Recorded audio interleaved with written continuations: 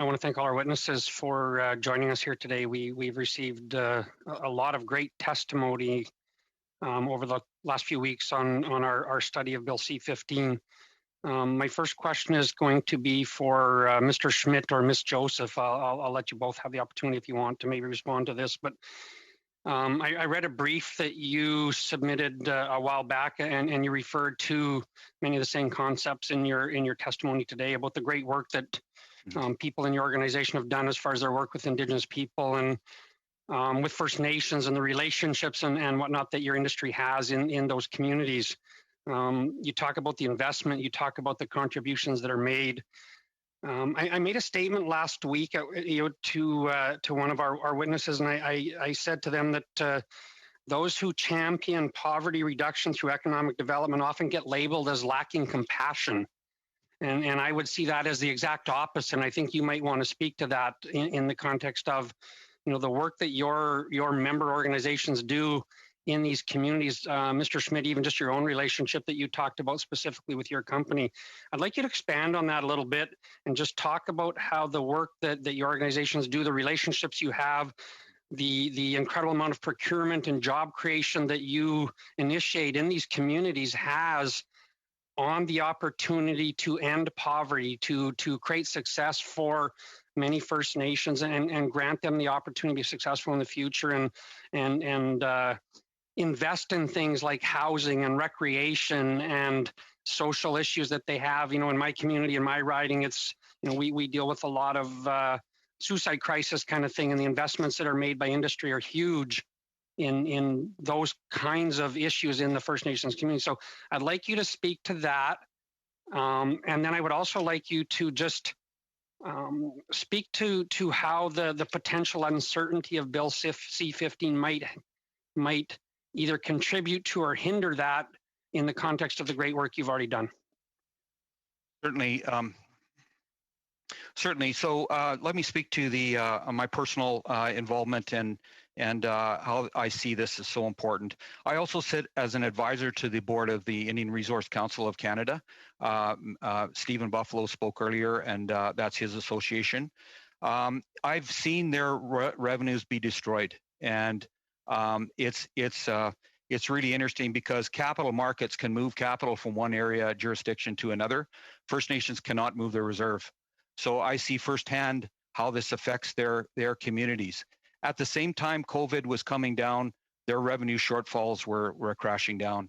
And so we ended up assisting the Kainai tribe with some COVID relief.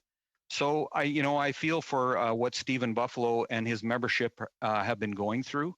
And in my particular circumstance, we help with cultural events. We do movies to connect elders with young people. A lot of the things that I've heard mentioned today, we just do hand in hand. And I think Canada really has the gold standard in terms of how we work with First Nations. Equity partnerships, we involve them in the business side.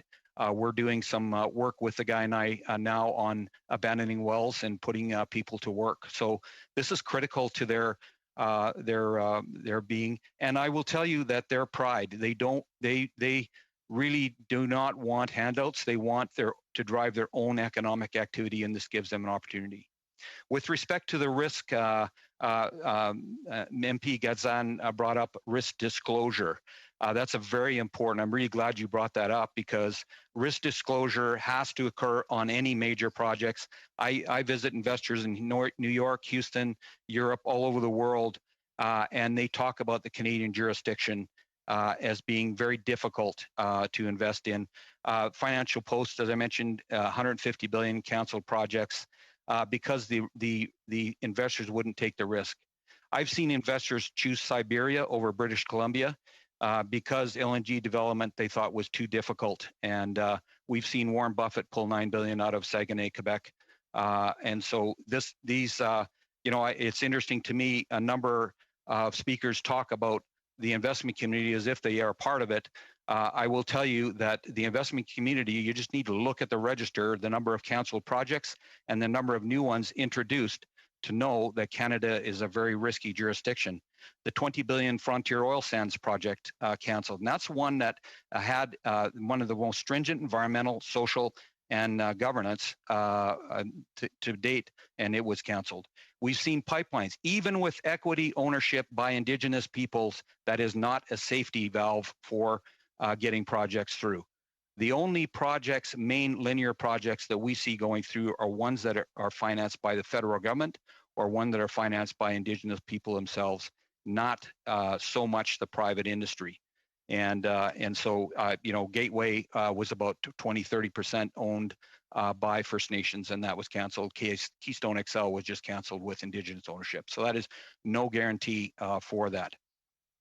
So I think the jurisdiction is has just become, this is just another element. With the clarity that we're seeking, we think we can change this. And we're willing to work with in the Action Committee to take care of that. Thank you. Thanks very much.